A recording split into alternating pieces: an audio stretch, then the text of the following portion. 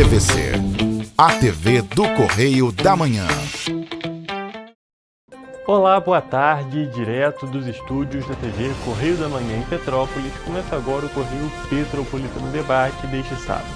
Eu sou o Hugo Peterson e começamos agora, é claro, a edição deste dia 8 de agosto. E como de costume, o programa de sábado vai ser focado apenas nas entrevistas que rodaram durante esta semana aqui no debate.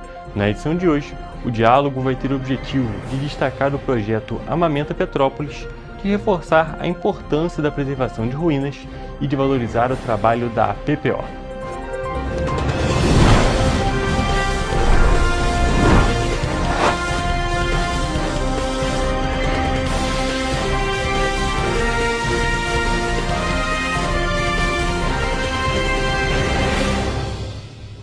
Estamos de volta com o Correio Petropolitano Debate e dessa vez, como já adiantei para vocês, nós vamos falar um pouco sobre yoga e, é claro, a relação da yoga com a saúde.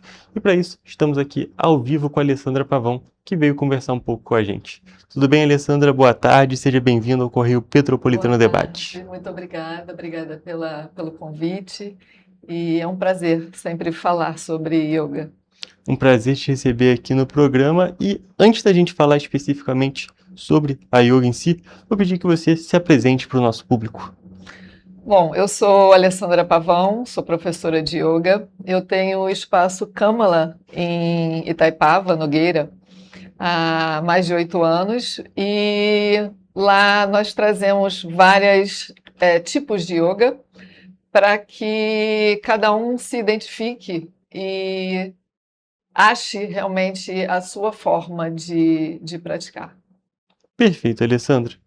E eu acho que um ponto bem importante da gente começar a nossa entrevista, não falando especificamente sobre a relação da yoga com a saúde ainda, mas pedir para você explicar um pouco para o nosso público o que é yoga, porque é algo que já está bem presente na nossa sociedade, mas muitas das vezes a pessoa pode conhecer de nome, mas não saber de fato o que é. Então eu vou pedir que você explique o que é essa prática. O yoga, digamos que seja uma filosofia de vida, né? É uma parte que traz para você esse conhecimento de você mesmo através do seu corpo. Temos vários passos para serem seguidos no yoga e para que você realmente se encontre, né?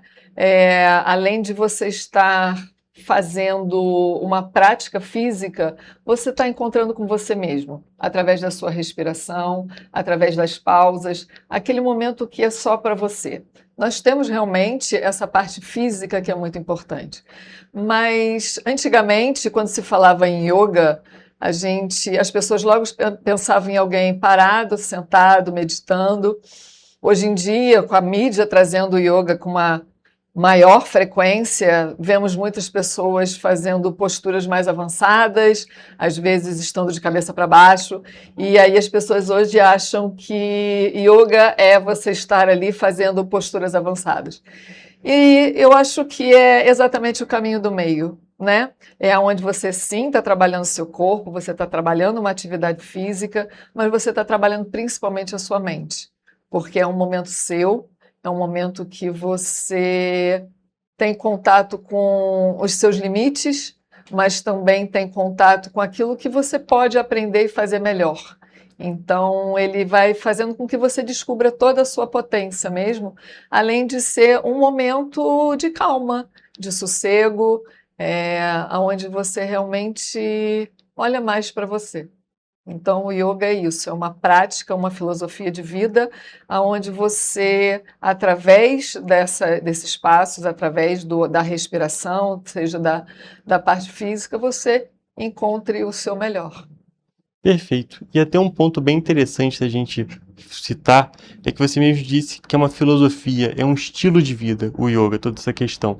E eu queria saber justamente como que ele entrou na sua vida, como que você começou a praticar toda essa maneira de viver.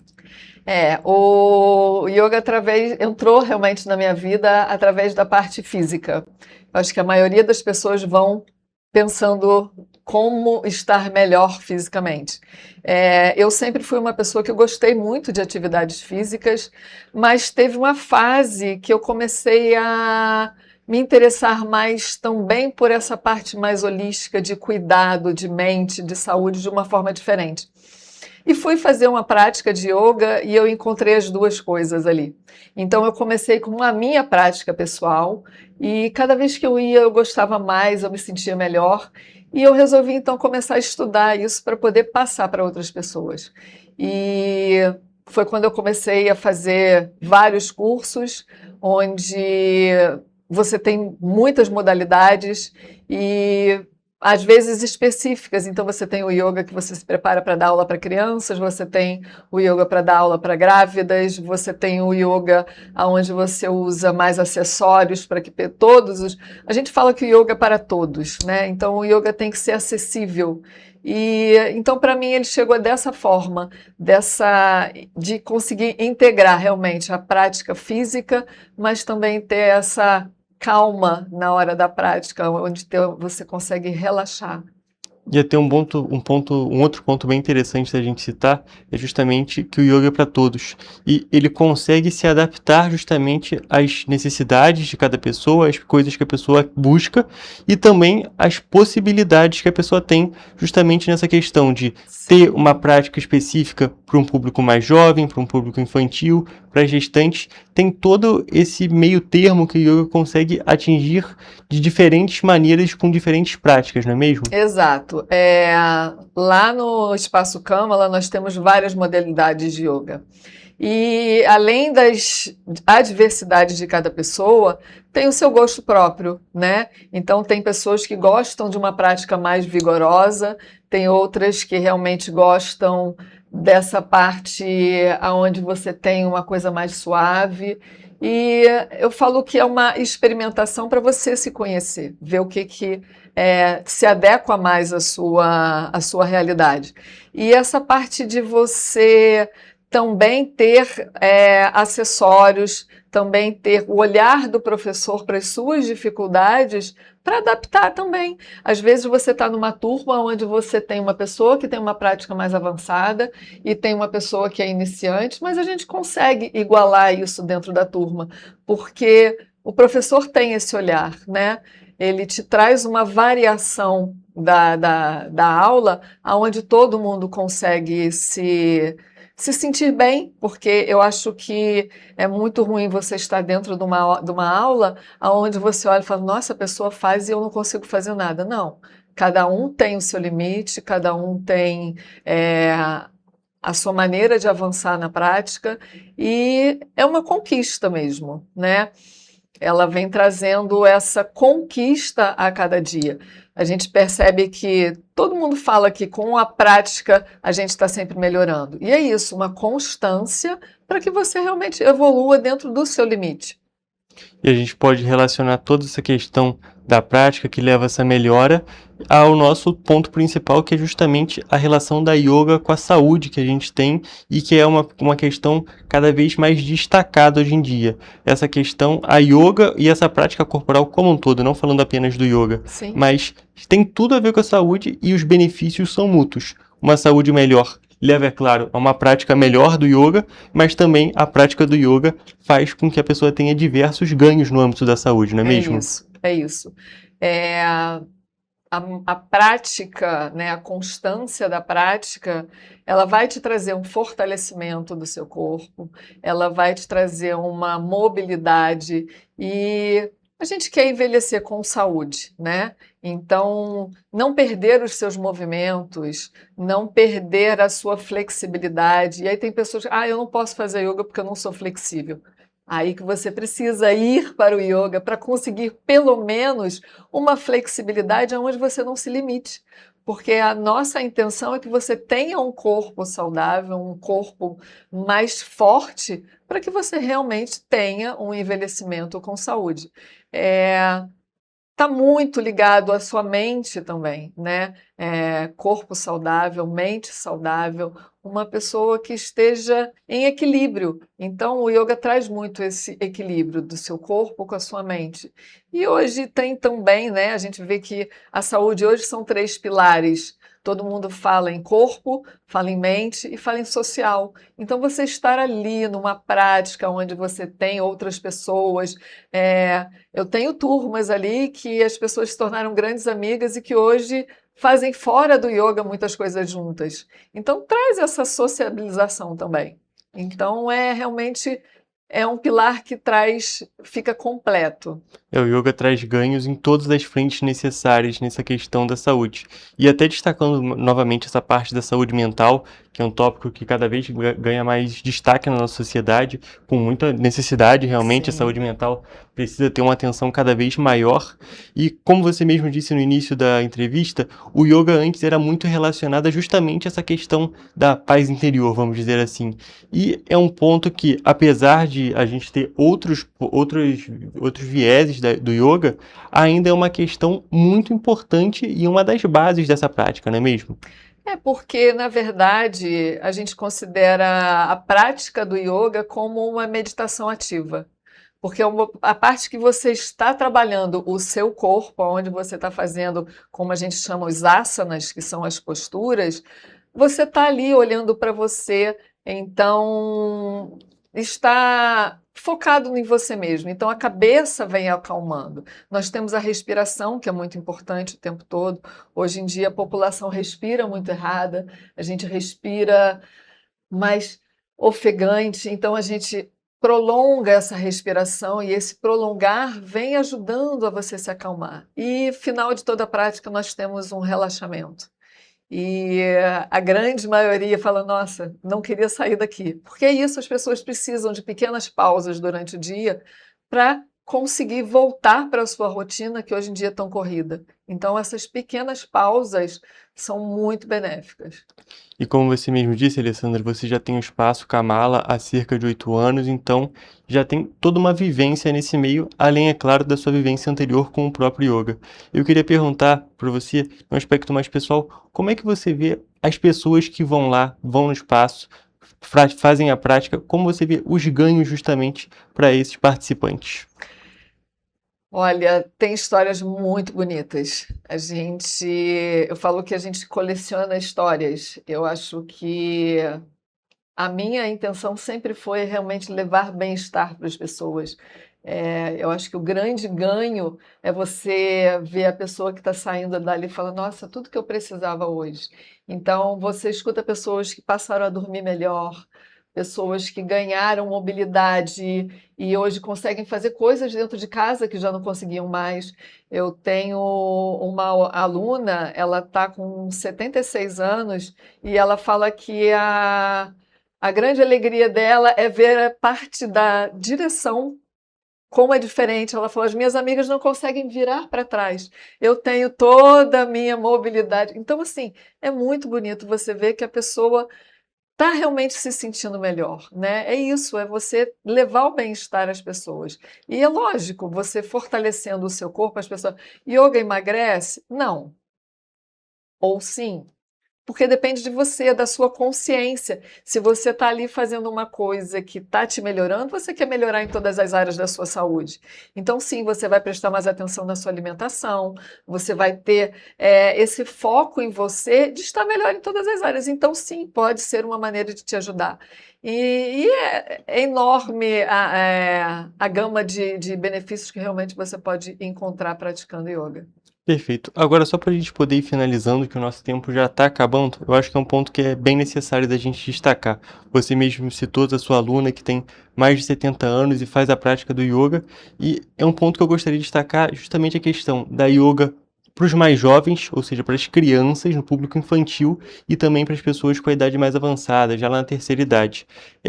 Pode ser muito benéfico tanto para as pessoas que estão ainda nessa fase do desenvolvimento, justamente para crescerem da maneira correta, vamos dizer assim, mas também para esse público com a idade mais avançada é muito importante, justamente para não criar essas limitações, como você mesmo disse, de mobilidade, e também ajuda a recuperar diversos desses pontos, não é mesmo? Exato.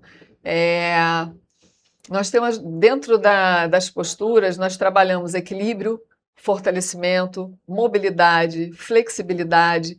E hoje em dia a gente vê a maioria das quedas de idosos é por falta de equilíbrio. Então, você realmente traz uma estrutura para esse corpo, né?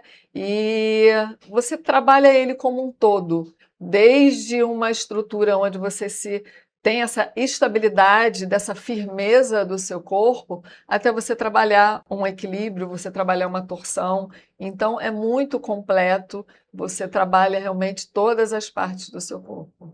Perfeito. E agora, só para a gente poder finalizar, as pessoas que ficaram interessadas, querem conhecer mais sobre yoga e também, é claro, sobre o seu espaço. Tem alguma maneira delas entrarem em contato com você? Claro, nós temos as nossas mídias, né? @yoga espaço Kamala. Nós temos, lá você tem todas as informações, tem o WhatsApp. E também estão convidados a conhecer, ir ao Espaço Kamala. A gente fica em Nogueira, na Estrada União Indústria 7285. Entre a Ponte de Nogueira e ali a entrada do Trevo. Então fica bem no meio do caminho. Na estrada tem acesso fácil a ônibus, nós temos estacionamento. Então estão convidados a vir fazer uma prática, conhecer e entender o yoga exatamente no seu corpo. Perfeito, Alessandra. Muito obrigado pela sua presença aqui no programa. Foi um prazer falar sobre o yoga e, é claro, falar um pouco mais sobre essa prática que é esportiva e, é claro, que gera diversos benefícios para a saúde, para o nosso público. Eu que agradeço a vocês a oportunidade e venham praticar com a gente.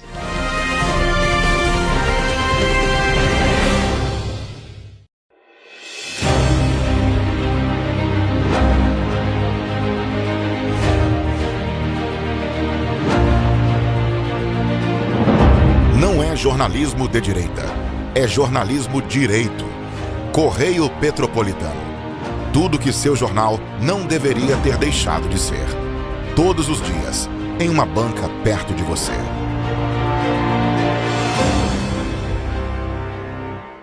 Esse aí sou eu, há 18 meses estudando inglês.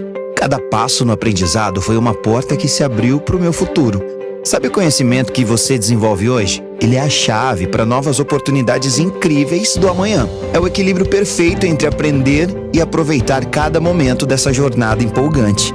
E agora, aqui estou eu, na minha tão sonhada vaga em uma multinacional. O inglês abre portas. Fale Minds. Para ter mais qualidade de vida, conte com a maior rede de academias de Petrópolis. Aqui na Corper, com uma mensalidade, você utiliza todas as unidades: Centro, Bingen, Itamaraty e Itaipava. Com planos a partir de R$ 98,00, a academia oferece ambientes modernos para você cuidar da sua saúde com segurança. Os espaços contam com dezenas de aparelhos de musculação, diversos equipamentos para aeróbico e funcional, além, é claro, de profissionais qualificados e uma extensa grade de aulas coletivas, que inclui dança, bike, jump, wolf fit, step fit, entre outras. Nossas estruturas são equipadas com salas de musculação e aulas coletivas, salas de avaliação física e nutricional, vestiários e estacionamentos amplos. Venha nos fazer uma visita e surpreenda-se! Petrópolis, uma cidade histórica, que agora tem um novo ponto de conexão. O Correio Petropolitano se renovou e leva o que de mais importante acontece na cidade, de maneira mais ágil e acessível. Acesse as notícias de Petrópolis de maneira rápida e prática, onde quer que você esteja. Fique por dentro dos acontecimentos da cidade, da política, da cultura e muito mais. Correio Petropolitano. A informação de qualidade a um clique de distância. Acesse www.correiopetropolitano.com.br.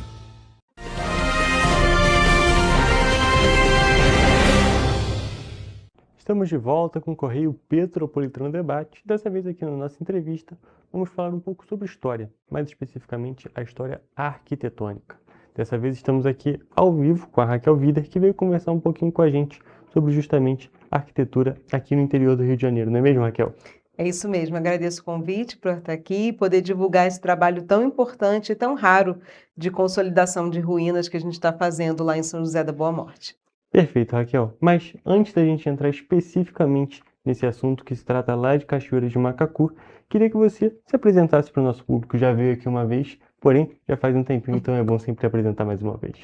Bom, meu nome é Raquel Vider, eu sou historiadora, especialista em patrimônio cultural e trabalho na Elysium Sociedade Cultural há um ano, justamente fazendo projetos, pesquisas relacionando história, arquitetura e cultura.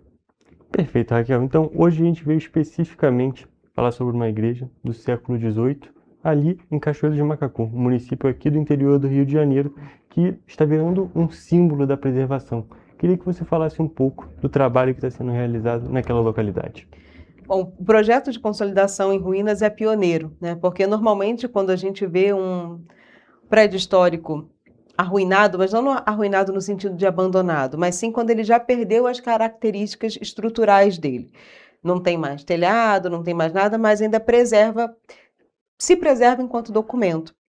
É muito difícil a intervenção nesse tipo de bem, né? A gente tem que seguir uma série de regras, porque não se restaura a ruína. Eu acho muito importante a gente deixar isso claro, porque muita gente vê o projeto de consolidação e fala, mas vocês não vão reconstruir a igreja, não, porque a ruína ela tem valor em si mesma. Então, o que a gente está fazendo lá é muito singular nesse sentido, porque a gente está respeitando a ruína enquanto patrimônio, enquanto história, mas, ao mesmo tempo, fazendo intervenções que façam com que ela sobreviva ao tempo, né? Então, que ela não continue o processo de degradação, e sim que ela possa se manter ali viva, em uso, tanto para a comunidade como para turistas, para pessoas que se interessem pela história, pela arquitetura, porque ela por si só é magnífica. Todo mundo que chega lá em São José da Boa Morte, que tem contato com a ruína da antiga igreja, fica tocado, sabe? Ela comunica para a gente instantaneamente a importância dela só por olhar para suas paredes, para suas técnicas construtivas. Então, é mágico. É até um ponto bem interessante que você citou, justamente essa questão do não restauro da ruína, que muitas das vezes o público geral, a maior parte da população, nunca vai ter essa informação, justamente porque a gente sempre pensa, é algo que já está se degradando, vamos consertar, vamos tentar manter as características originais, mas tentar consertar. Mas justamente essa questão da ruína que representa conforme foi o tempo, como é que foram os anos passando naquele local, isso já é uma parte da história que também não pode ser esquecida, não é mesmo? Exatamente. As marcas do tempo, elas não podem ser retiradas do bem arquitetônico. Tudo que ele passou, tudo que aconteceu, ainda mais a ruína de São José, que ela teve vários momentos, várias fases construtivas. Então, ela foi feita primeiro em 1734, de pau a pique. Em 1790, ela começa a receber ali uma intervenção em tijolo maciço, em pedra e cal. Depois, em 1830, em tijolo maciço. Então, ela tem várias fases. E ela fica, digamos assim, no seu auge, com seus revestimentos, a sua beleza, seus ornamentos ali em 1870, mais ou menos, até que as práticas mortuárias vão mudar, a igreja não vai ser mais tão utilizada, ela era muito utilizada como cemitério, né, para sepultamento, e aí ela começa a sofrer um processo de abandono.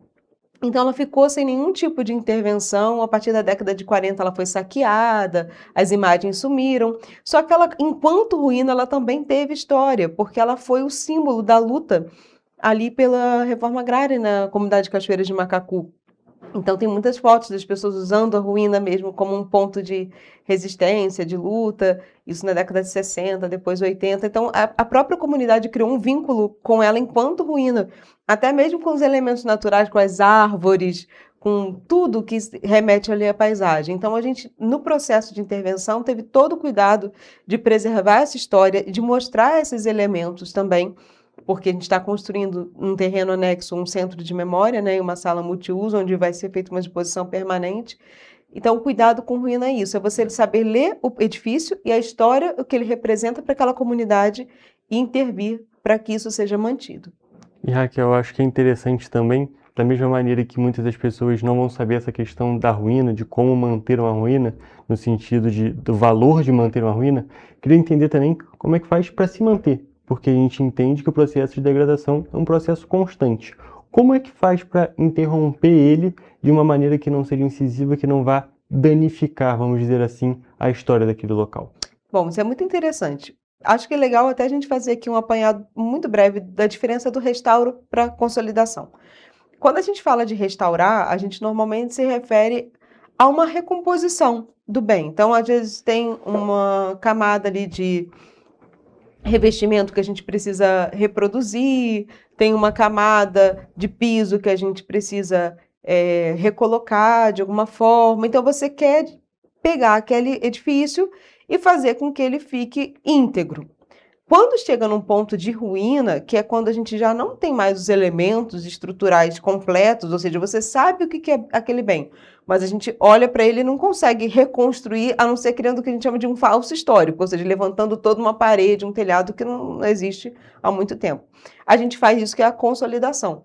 A consolidação é justamente o tratamento daquele material para que ele não continue degradando, ou seja, retirada de vegetação que pode fazer com que a parede caia, e lá a gente tem no frontão, na fachada, tinha uma árvore crescendo ali, então a gente teve que cortar um pedaço da árvore, a gente teve que manter a raiz, porque tirar a raiz também ia fazer cair a fachada, então a gente cortou, botou um produto para que ela não volte a crescer, a impermeabilização com produtos específicos das paredes, a limpeza, e no caso lá a gente fez uma mínima intervenção para permitir o uso também, onde era um antigo altar.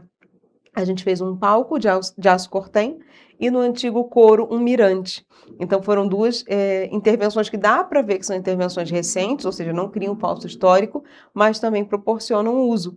E o uso, a frequência das pessoas no local, claro, seguindo todas as medidas de segurança, é também o que vai ajudar a manutenção, porque não adianta a gente fazer a consolidação agora e depois não ter a manutenção. Então, tudo isso que eu falei precisa continuar acontecendo ao longo do tempo para que ela não degrade, né? E uma outra coisa que a gente fez também, a gente não pode, evidentemente, reconstruir o telhado, mas a gente pôs uma camada de telhas sobre as paredes para evitar que a água continuasse infiltrando na estrutura e aí viesse a cair mais alguma parte. Então, são pequenas ações que a gente chama de mínima intervenção para que ela permaneça viva e, com isso, a manutenção também é imprescindível. E é um ponto bem interessante da gente comentar que justamente existem sim intervenções localizadas, porém são todas respeitando justamente a história do local e fazendo com que não seja confundido. Não é para ser, como você disse, um telhado ou um piso que pareça que foi do local, mas sim um telhado e um piso que consigam dar a estrutura, porém, é claro, deixando bem destacado que é sim uma intervenção recente, que é justamente feita para aquele local poder ser visitado nesse sentido. E um outro ponto interessante também, justamente essa questão da árvore que você citou, que não dá para tirar a árvore porque se tirasse ela, só cortasse, a estrutura ia cair, e se matasse a árvore, ela poderia também comprometer ali a estrutura. É um trabalho que é muito técnico, não é mesmo? Existem diversos setores, diversos profissionais envolvidos para conseguir manter um edifício como esse, não é mesmo? Não, com certeza. É uma equipe muito especializada, trabalhando em várias frentes. Então, a gente tem arquitetos responsáveis, engenheiros, a equipe de obra em si, todo mundo ali alinhado com os melhores procedimentos possíveis para que a gente faça aquela intervenção que não danifique o bem, né? Então, é o limite ali do que a gente pode intervir sem causar nenhum dano a mais, né? Então, e esse trabalho com ruína, como eu falei, ele é muito raro, não é muito comum. A gente tem alguns exemplos no Rio de Janeiro, mas ele não é uma coisa tão comum quanto o restauro mesmo de um bem que está razoavelmente íntegro, né? Então, é desafiador também por isso, porque a gente não encontra hoje tanta ferramenta, mesmo legislação, a parte de orientação técnica, se a gente não pesquisar a fundo, isso não tem pronto, né, para a gente. Então, cabe ao profissional buscar esse conhecimento também. E acaba isso fazendo com que também o trabalho seja mais especializado ainda, justamente para ter uma iniciação do trabalho, já tem toda uma especificidade, já tem todo um processo que, como você disse, é muito detalhado e acaba sendo muito complicado. A gente tem que dizer isso também, mas uma complicação também que acaba sendo positiva em certos pontos, porque é justamente por meio dessas normas, por meio dessas regulações, com que faz que o trabalho seja um trabalho pouco incisivo, vamos dizer assim. Incisivo no sentido de que não vai interferir verdadeiramente naquela estrutura. E a gente está falando desse ponto que é de Cachoeira de Macacu, mas esse trabalho, como você disse, acaba acontecendo pouco aqui no estado do Rio de Janeiro. Mas é um trabalho que ele tem uma importância muito grande, não apenas para esse monumento especificamente, não apenas para essa igreja especificamente, mas ele poderia ser aplicado também em outras localidades para conseguir justamente manter essa expressão do tempo na história, não é mesmo? Não, com certeza. Acho que a gente pode usar isso de exemplo e até mesmo de inspiração porque é o que você falou, a gente tem todo esse cuidado e quando a gente vê o resultado é muito gratificante. Recentemente a gente recebeu lá uma turma de arquitetura da UFRJ para poder fazer uma visita, e a gente tem feito visitas universitárias lá, e ver a alegria dos estudantes, a descoberta em relação a justamente essas camadas da história que estão impressas no monumento ali. A pedra, o restinho de revestimento que tem ali, né, é muito impactante para quem está e para quem fez o trabalho ver isso é assim o maior prêmio que a gente pode ter, ver que teve um efeito, surtiu um efeito acadêmico, de sentimento, de tudo, né? E eu acho que isso é inspirador para que outras pessoas também tenham coragem e tenham competência de intervir em ruínas, né? E é minha área de estudo atualmente, no meu doutorado, é justamente ruína. Então, essa falta de documentação, de diretriz, acaba que deixa as pessoas um pouquinho com medo, né? Então, o que a gente está fazendo lá, eu espero que sirva de exemplo para que mais pessoas não deixem as suas ruínas acabarem, sim, façam boas intervenções e bons projetos e devolvam elas para a comunidade, como a gente está fazendo lá em Cachoeira de Macacu.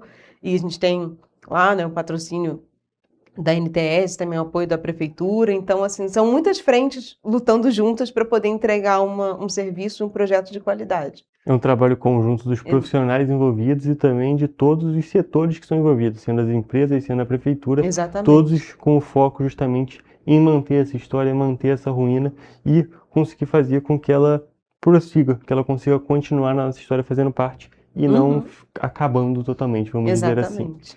E Raquel, não tem algum ponto muito específico? Gostaria de saber também se você vê uma aplicabilidade desse trabalho de manter a ruína, da proteção da ruína, aqui no município de Petrópolis, se você consegue pensar em algum exemplo de algum ponto aqui da cidade imperial que também possa ser, não restaurado, mas ser mantido dessa maneira.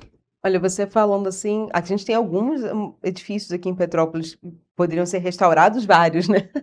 Tem uma lista enorme, mas em termos de ruína, recentemente eu vim conversando com uma pessoa sobre a casa da Henri de Tefé, por exemplo, na Estrada da Saudade. Ela já é uma ruína, né? Ela já está em estado de ruína, ou seja, ela já não tem mais o telhado, já não tem mais estrutura, mas ainda pode ter uma intervenção. Então, ali, por exemplo, seria um excelente trabalho para a gente desenvolver, um lugar super interessante, uma história, né, do imóvel e da pessoa que viveu ali.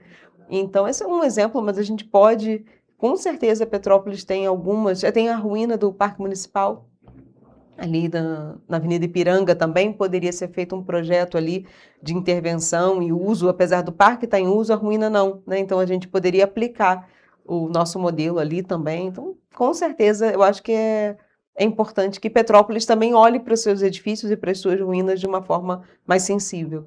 Sem dúvida nenhuma, é um ponto importantíssimo. É claro, a gente destaca Petrópolis, é uma cidade muito conhecida justamente pela sua história, pelos grandes monumentos, mas existem outros pontos da cidade que também precisavam ter esse olhar um pouco diferenciado, ter esse cuidado diferenciado, porque manter a história é importante em todos os tipos de história, porque ajudam justamente a contar o que foi esse município e o que é ele até hoje. Raquel, é bem interessante a gente citar esse assunto, é bem interessante a gente comentar justamente porque a gente consegue resgatar um pouco da nossa cultura, não é mesmo? Nesse ponto de Cachoeira de Macacu, um ponto importantíssimo, você mesmo disse, da evolução da maneira como a ruína era utilizada, né, no primeiro momento como igreja e depois mesmo como ruína sendo utilizada. Então é bem interessante a gente entender a expressão histórica que todos esses bens, todos esses monumentos acabam tendo na nossa sociedade. Com certeza. E lá em Cachoeira de Macacu, especificamente na comunidade de São José da Boa Morte, que tem o mesmo nome da igreja, foi um processo interessante, porque normalmente você pensa assim, a gente vai chegar lá e vai convencer a pessoa de que aquilo é um bem. Não. A gente chegou lá e a comunidade já disse pra gente, esse é o nosso bem mais precioso. A ruína precisa ser cuidada. Então, a comunidade já tinha esse vínculo com o espaço. E sem esse vínculo, a gente não consegue preservar. Então, a gente sabe que o projeto é bem sucedido, não só porque a gente está fazendo um projeto de excelência, mas porque a comunidade abraçou todas as ações que a gente tem desenvolvido e sabe que vai cuidar, vai olhar, vai fiscalizar, vai usufruir de todas as estruturas. Então, isso é muito importante, a gente criar esse vínculo, esse pertencimento que lá já existia, mas que a gente pode, digamos assim, desenvolver também por conta da história, né? Da nossa percepção de como a gente atua no nosso território. Perfeito, então a gente pode destacar que é muito importante justamente ter empresas, órgãos interessados nesse trabalho, mas também a população, as pessoas que são realmente beneficiadas no fim do dia, né? Quando a igreja consegue ser aberta, quando o monumento, as ruínas conseguem ser abertas, justamente a população acaba sendo mais beneficiada. Então é muito importante que toda a população, não apenas de Cachoeira de Macacu, não apenas de Petrópolis, mas que todas as pessoas olhem com mais carinho por esses pontos que fazem sim parte da história, mesmo estando de uma maneira um pouco diferente do estado original. Raquel, tem mais um ponto que você gostaria de destacar? Eu gostaria de convidar todos para acompanhar o projeto, acompanhar o Instagram do projeto, que chama Ruínas de Macacu, porque a gente vai divulgar as ações, em breve a gente vai inaugurar, então hoje a gente ainda não está aberto ao público, que está terminando o projeto, a exposição permanente, que está ficando linda, com alguns vestígios também lá da capela, igreja, e que todos acompanhem para que possam também ir visitar, porque faz parte da nossa história, da nossa herança em comum, e tenho certeza que todo mundo vai ficar satisfeito de conhecer esse projeto de perto.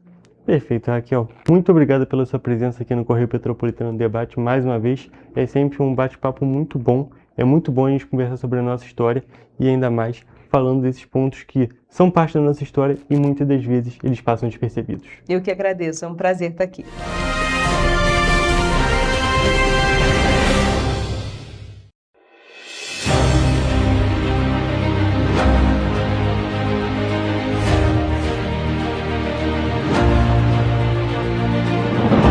Não é jornalismo de direita, é jornalismo direito. Correio Petropolitano. Tudo que seu jornal não deveria ter deixado de ser. Todos os dias, em uma banca perto de você.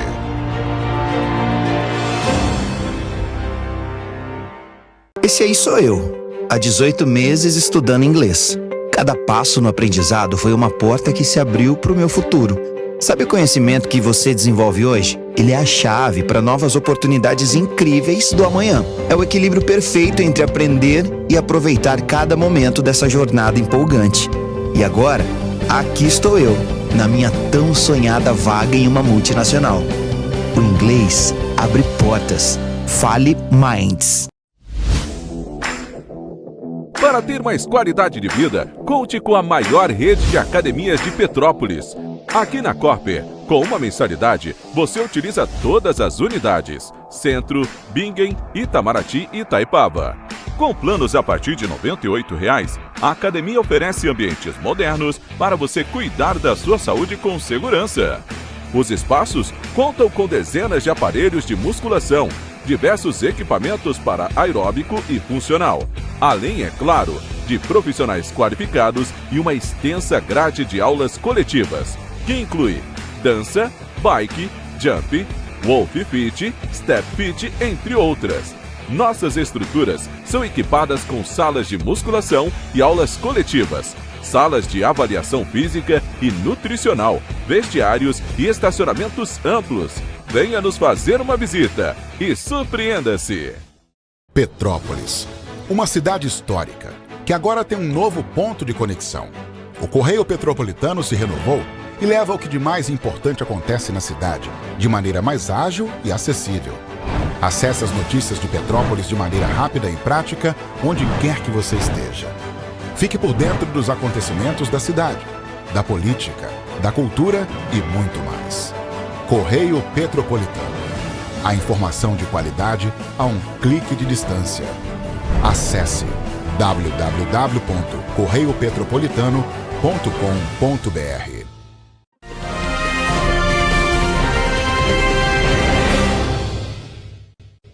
Estamos de volta com o Correio Petropolitano Debate e dessa vez estamos aqui ao vivo com a Ana Cristina Matos, que veio conversar um pouquinho com a gente sobre a PPO, falar um pouquinho sobre essa associação que faz um trabalho que eu já disse tantas vezes, tão bonito aqui em Petrópolis e tão necessário aqui na cidade.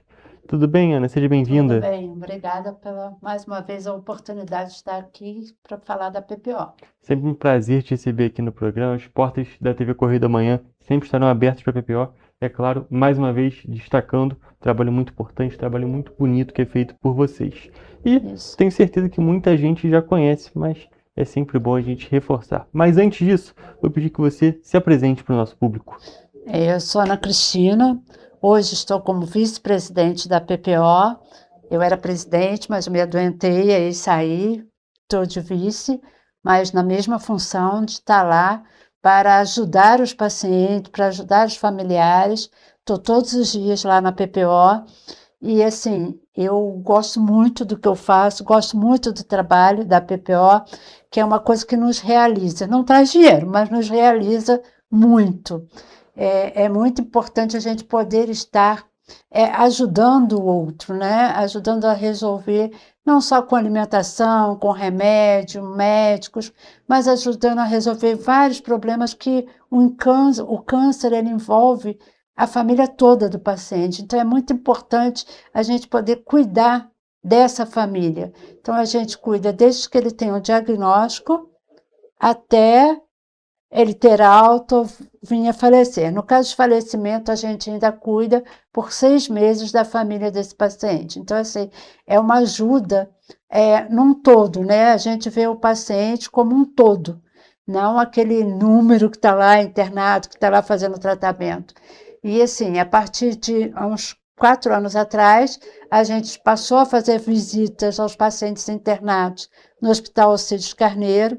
Temos uma assistente social de segunda a sexta-feira, de 8 às 15 horas, lá no Alcides Carneiro, para atender a demanda dos pacientes que estão lá. E temos uma van que traz o paciente do centro da cidade até o Alcides Carneiro. Então, essa van, ela leva o paciente para fazer quimioterapia e traz o paciente de volta até a cidade, porque depois da mudança da quimioterapia lá para o Alcides Carneiro, ficou bem distante para os pacientes. E, assim, tinha gente que tinha que pegar 3 ônibus para ir até Alcides Carneiro. Você já imaginou fazer uma quimioterapia e depois voltar de ônibus? Era muito ruim. Então, agora eles têm essa van que vai e volta o dia inteiro para levar e trazer os pacientes. Temos atendimento de toda uma equipe técnica na PPO, que atende aos pacientes da casa, que são acolhidos na casa, e os pacientes que são também do nosso município, que precisam de psicologia, fisioterapia, nutrição, fonoaudiologia, serviço social. A gente tem terapias, reuniões toda terça e segunda-feira com um grupo de pacientes. Então, tudo isso a gente ajuda o paciente, não só aqueles que vêm de fora, mas os pacientes aqui da casa também. Então, assim, a gente pode dizer que não é um serviço de assistência médica, é realmente um acolhimento. isso. É o fato de estender a mão para o outro, poder verdadeiramente ajudar como pessoa, como você disse, não apenas um número, não apenas mais uma pessoa, Isso. e sim ser realmente aquela assistência próxima, aquela assistência que, dizendo mais uma vez, acaba acontecendo esse acolhimento, não é mesmo? Isso, a gente acolhe o paciente, né? Porque, na realidade, nós somos uma instituição que, apesar de lidar com a área da saúde, a gente não é da área de saúde. Nós somos uma instituição de acolher o paciente, mas a gente tem toda essa equipe técnica que também acolhe o paciente, que atende os pacientes, né? E é no Alcides Carneiro, onde a gente dá esse suporte também, que é muito importante, principalmente as visitas dentro do hospital, que às vezes é onde o paciente está internado e que não consegue, às vezes, um exame, não consegue fazer alguma coisa. Então, a gente está ali para ajudar aquele paciente. E mesmo os pacientes que vão para a UPA de oncologia, quero deixar um recado aqui. Se o paciente é de oncologia, se ele tiver câncer, não vá para a UPA. Vá para o pronto-socorro do Alcides Carneiro, que lá que é a urgência credenciada do SUS para atendimento aos pacientes, porque tem acontecido muito do paciente ir para a UPA e depois ele fica na UPA 10, 15 dias e não é transferido para o Hospital Alcides Carneiro. Então, a UPA ela foi feita para dar uma primeira assistência. Então, assim, se você tiver consciência de que tem lá, que até não é muito divulgado, né? Mas que a urgência do paciente com câncer é no Alcides Carneiro. E lá ele vai ter toda a prioridade, ele vai ter o atendimento, se ele precisar ser internado, ele vai ser internado dentro do Alcides Carneiro. Se não tiver vaga, ele vai ficar aguardando na urgência, como ele aguarda na UPA, para ser internado no Hospital Alcides Carneiro. O Hospital Alcides Carneiro hoje, ele é referência de oncologia de Petrópolis. Então, ele tem que acolher ao paciente quando ele inicia, fazer o diagnóstico, ele tem que, quando ele passa mal, ele tem cuidados paliativos, então ele é responsável por tudo isso.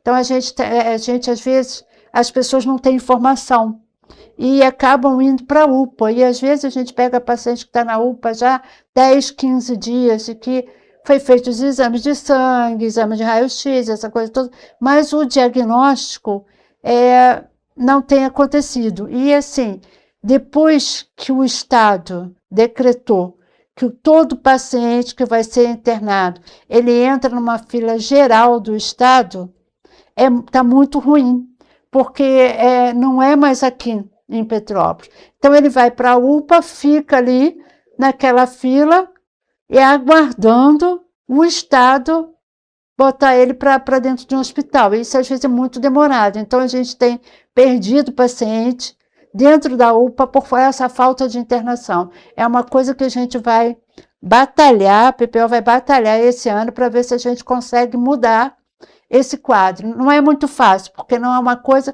que depende do município. Quando depende do município, a gente vai até o secretário, vai até o prefeito, vai até os vereadores e solicita essa ajuda, mas é o Estado.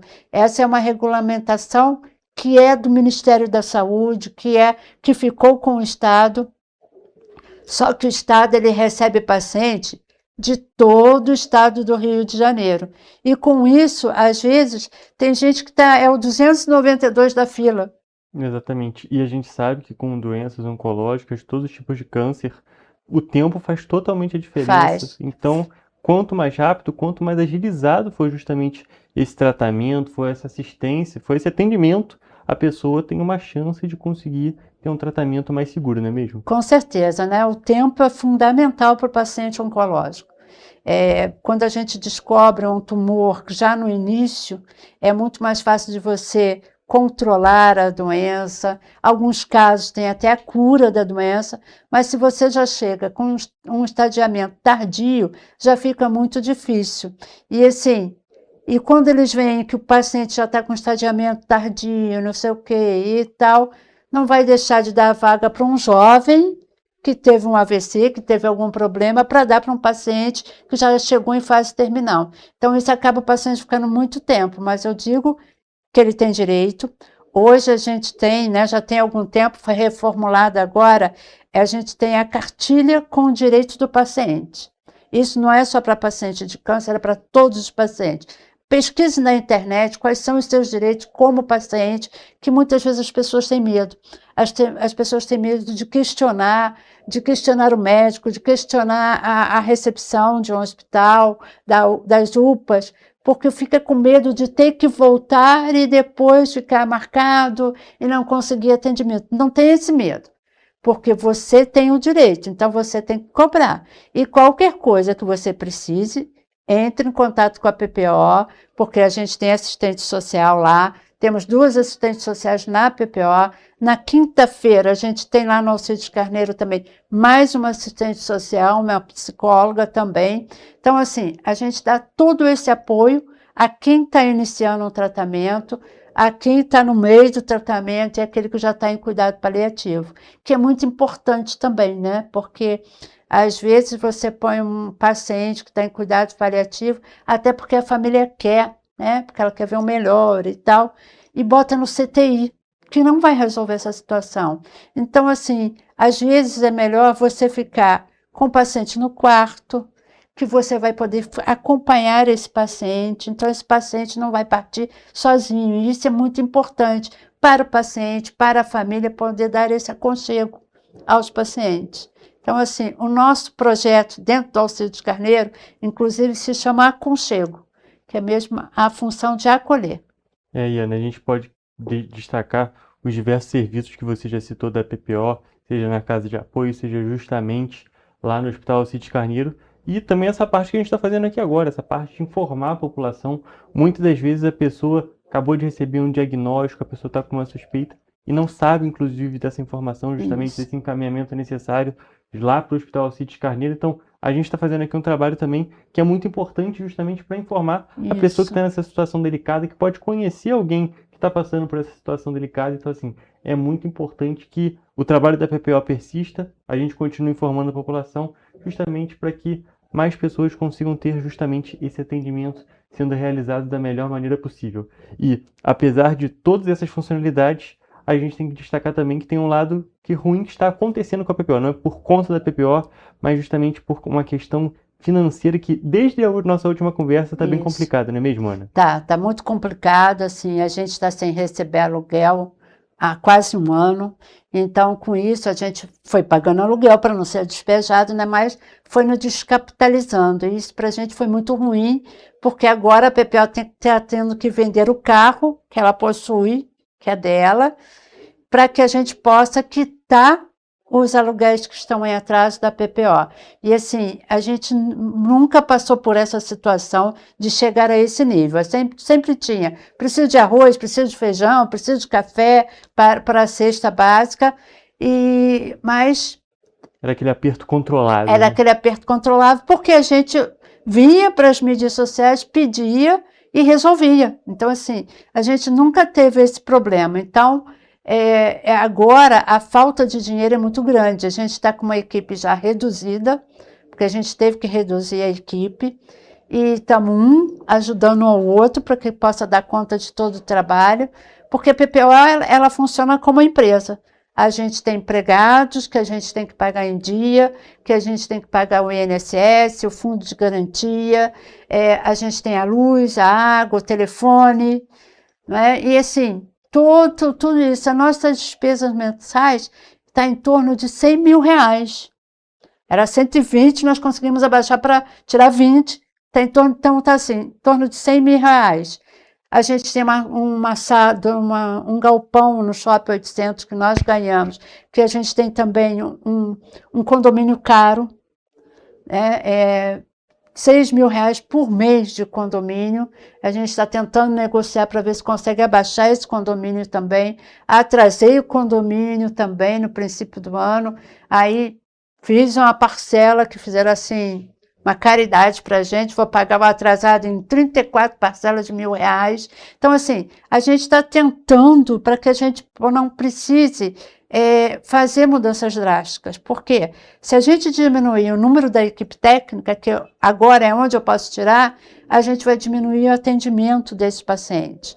E o município não oferta esses atendimentos para os pacientes.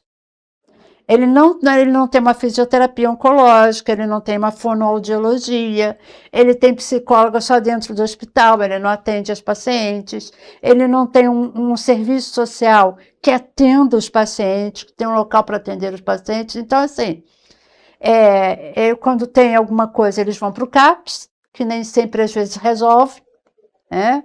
E, assim, a gente entra no município cobrindo essa parte que o município não tem para ofertar para os pacientes. Então, é muito importante manter essa equipe, porque a gente não quer diminuir o número da equipe técnica para não diminuir o atendimento dos pacientes. Nós temos hoje 3 psicólogos, 3 assistentes sociais, uma fono, 2 nutricionistas. Então, assim, é uma equipe grande, né? E você vai lá, uma fisioterapeuta, e você vai lá, tem fila para atendimento. Tá? A fono, principalmente, porque é um serviço que você não vê no município.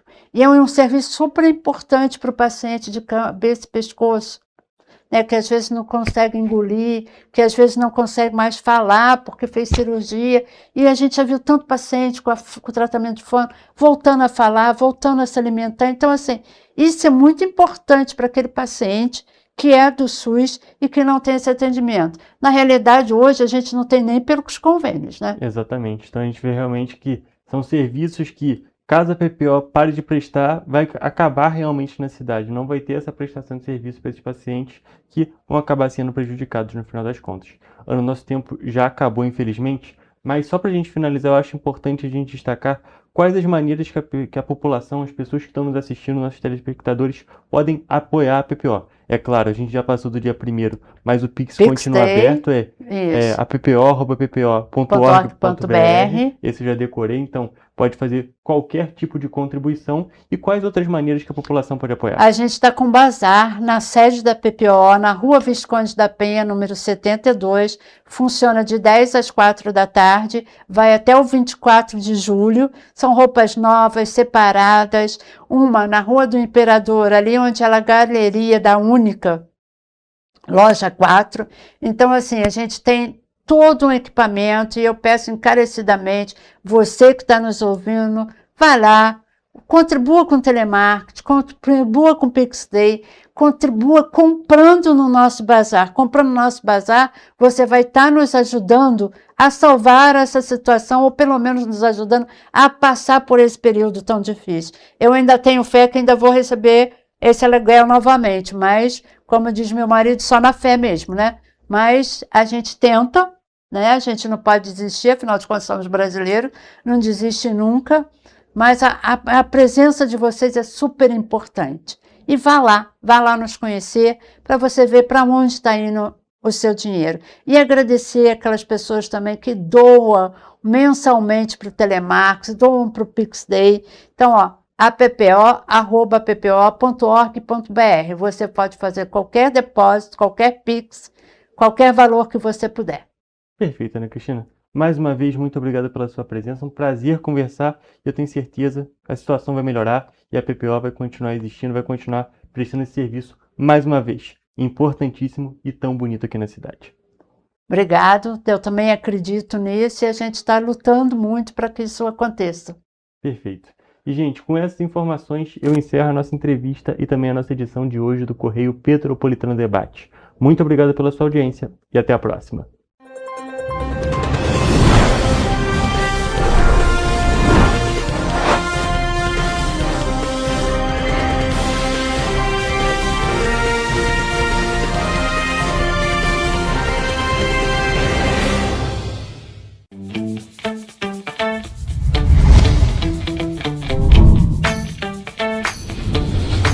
TVC, a TV do Correio da Manhã. O seu jeito